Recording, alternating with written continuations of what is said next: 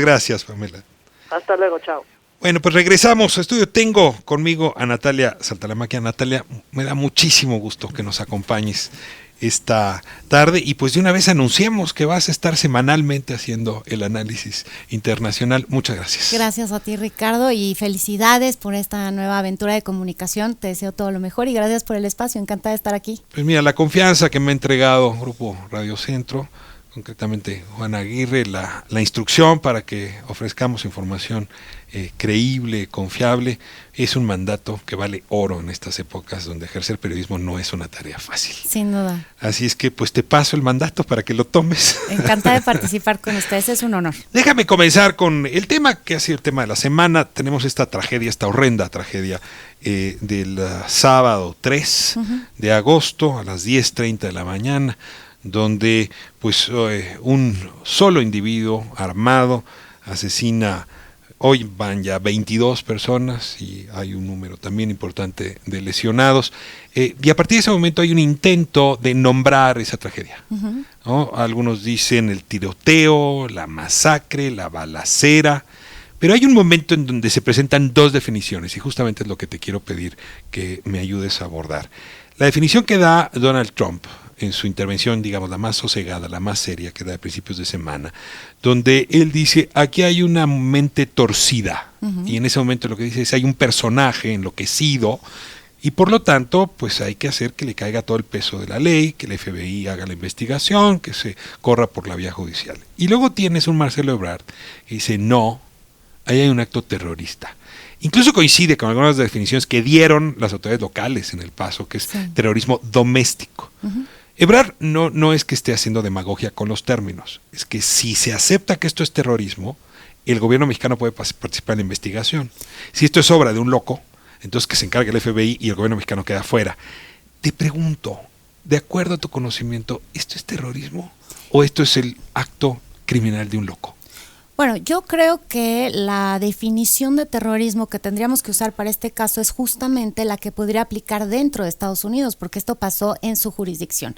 Y te lo digo porque las definiciones de terrorismo son ampliamente debatidas, no hay un consenso internacional clarísimo. Entonces, ¿sobre qué nos basamos para saber si esto en realidad podría tener sentido y puede ser materializado, por ejemplo, en un cargo de imputación de terrorismo?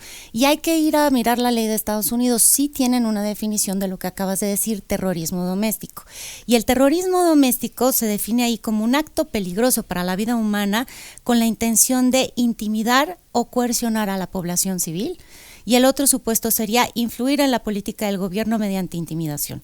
Bueno, yo creo que sí vemos aquí la posibilidad de que este acto que ha sido perpetrado de manera específica para generar miedo en la comunidad de mexicanos, o si quieres de hispanos que viven en Estados Unidos, y que yo diría responde además a móviles políticos de una agenda de extremismo blanco, cae dentro de esta definición. O sea, no es imposible que esto sea, digamos, tipificado de esta manera. Lo que es probablemente sí mucho más difícil y quizá lo quieras discutir es si el fiscal general de Estados Unidos va a presentarlo así a juicio y si tendría posibilidades de éxito porque son muy lejanas. A ver, déjame tienes razón en recurrir a la norma estadounidense. El terrorismo doméstico normalmente se usa para señalar actos como los que perpetraba el Ku Klux Klan, pero sí se requiere extender un poco la definición al ámbito internacional, y si lo hacemos, déjame añadirte un argumento. En las definiciones internacionales siempre se habla de un grupo organizado detrás del acto terrorista, es decir, con jerarquía, con patrones, con normas. Y aquí es donde se me complica un poco, porque si bien Marcelo Ebrard lo que dice es, y lo dijo públicamente, yo quiero participar de esta investigación por aquello de que hubiera un grupo organizado y entonces vengan más eventos en contra de la población mexicana, de otro lado también te podrían decir, no, esto es obra de un hombre enloquecido, aquí no hay un grupo organizado, por lo tanto la definición de terrorismo no cuadra, y como no cuadra ustedes no tienen acceso. Y aquí ya estamos ante una discusión mucho más interesante, por lo menos del plano jurídico, deja plantearlo. Exacto, y yo te diría, yo creo que la estrategia legal de la consultoría jurídica tiene que ver más con un acuerdo bilateral que se llama el Tratado de Cooperación en materia de asistencia jurídica mutua. O sea que no estamos buscando las vías del derecho internacional para participar en esto. Ellos han establecido esta estrategia diciendo, bueno, dado que el artículo 4 del Código Penal Federal le faculta a la Fiscalía General Mexicana a perseguir o investigar delitos que sucedan en el extranjero en contra de mexicanos, activamos una carpeta de investigación, por lo pronto está basada en homicidio y lesiones, y ya abierta esa carpeta de investigación en México. El tratado nos permite pedirle a Estados Unidos participación en la investigación, que nos alleguen información, que podamos, en el caso de que resultara relevante, nosotros también allegar elementos. No sabemos si este señor en algún momento estuvo en México, por ejemplo, y pudiéramos aportar algo al respecto. Estamos muy temprano, ¿no?, en la fase de investigar quién es y qué quiere, pero lo que nos da acceso en realidad a esta participación y a esta colaboración tiene que ver con un convenio bilateral, y está además pensado como una estrategia que quiere justo investigar si hay redes, pero porque además hay que decirlo, la gente en Estados Unidos, los mexicanos en Estados Unidos, Ricardo, se están muriendo de miedo. Es patente la sensación de vulnerabilidad que tienen, y todo el mensaje es: vamos a subir el perfil a esto para que no solo haya un tema legal de por medio, sino que también esté en la narrativa el problema que se está generando con el discurso de odio. Ahora, déjame entrar a saco a la que sería la mayor preocupación para Estados Unidos, pero sobre todo para la población mexicana, que en efecto sí exista, aunque de manera plástica y quizás no totalmente orgánica, un movimiento donde los Minutemen, ¿te acuerdas? Aquellos que van y disparan contra los migrantes, los cazadores de migrantes, se hayan asociado en las redes, en canales como 8chan y otras, con tintes neonazis, supremacía blanca, en fin, y que sí pudiese ser el primero de una serie de eventos similares, sobre todo por el cierre del comunicado de este joven tejano. Que habla de la invasión. No, cuando dice: me honra encabezar este acto patriótico. Y cuando dice encabezar, pues él sí está suponiendo que su actuación va a detonar otras actuaciones similares con propósitos parecidos. Y aquí ya empieza uno a preguntarse, pues en fin, si hay una organización o este es un acto aislado, pero sí es muy distinto un evento que lamentamos y enterramos, a que es el primero, o la chispa de una serie de eventos similares. Yo te rogaría que me ayudaras a, pues quizá especular, ¿es una cosa o es la otra?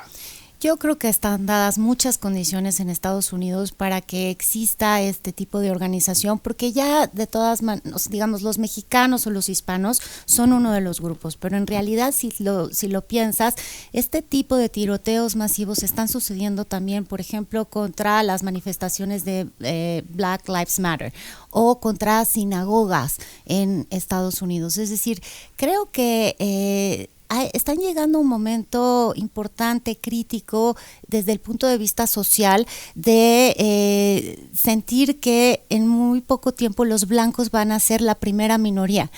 Serán la minoría más grande, pero ya no van a ser mayoría absoluta en el país, y eso está realmente generando una serie de tensiones sociales muy importantes. Partiendo de ese dato demográfico y sociológico, me parece que sí tenemos razones para pensar que haya este tipo de organización. Por eso está bien la respuesta de la Cancillería. Si lo hubiéramos dejado en un tema, digamos, solo de homicidio y lesiones, en lugar de escalarlo a esta máxima gravedad que implica el término terrorismo, hubiéramos quizá logrado algún remedio judicial para las víctimas inmediatas, pero no prevención para lo que sigue.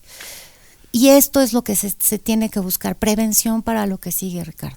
Bueno, paso a la última pregunta, y aquí es más de política interior, pero relacionado con tu materia. Me llamó poderosamente la atención la conferencia de la mañana del día de ayer, cuando el presidente explícitamente dice: la política exterior es un tema para especialistas. Punto 2. Marcelo Ebrard es un especialista, tiene toda mi confianza. ¿Qué nos está diciendo? ¿Está contento con cómo está manejando esta crisis? 2, que está contento con que él sea el representante de México ante los organismos multilaterales. 3, que él se va a encargar de la casa y que Marcelo se encargue de la afuera. ¿Cómo lo vives? Porque si el mundo fuera un mundo donde los jefes de Estado pudieran hacer esto, ¿no? Guardarse en casa y dejar que sus ministros se hicieran cargo, pues no pasa nada. Pero el resto de los países, los jefes de Estado son los que toman ese papel. ¿Cabe que el presidente pueda guardarse en casa y mandar a Marcelo Ebrard en su lugar para todos estos asuntos?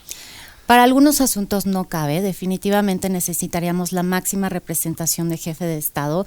Lo hemos discutido tú y yo en otros momentos, no ir al G20 es un error importante, no realizar visitas de Estado, de trabajo a otros países es importante. Si me hablas de este caso en específico, creo que está bien que esto no escale a nivel presidencial. Me parece bien que esto sea un tema del canciller, que sea el canciller el que viaje, visite a las víctimas, y también me parece que es mejor vocero, en este caso nuestro canciller, que el propio presidente de la República. Y sí, en las conferencias mañaneras y para este caso particular, creo que él trata siempre de evadir una confrontación con el presidente de Estados Unidos, bajarle mucho los tonos y dejar que sea Ebrard el que sube el tono en todo caso, refiriéndose al acto en sí mismo y obviando lo que todos los demócratas están diciendo hoy en día en Estados Unidos, que hay una vinculación directa entre el lenguaje que utiliza Donald Trump hablando de invasiones de inmigrantes en su país y el lenguaje que utilizó este homicida tirador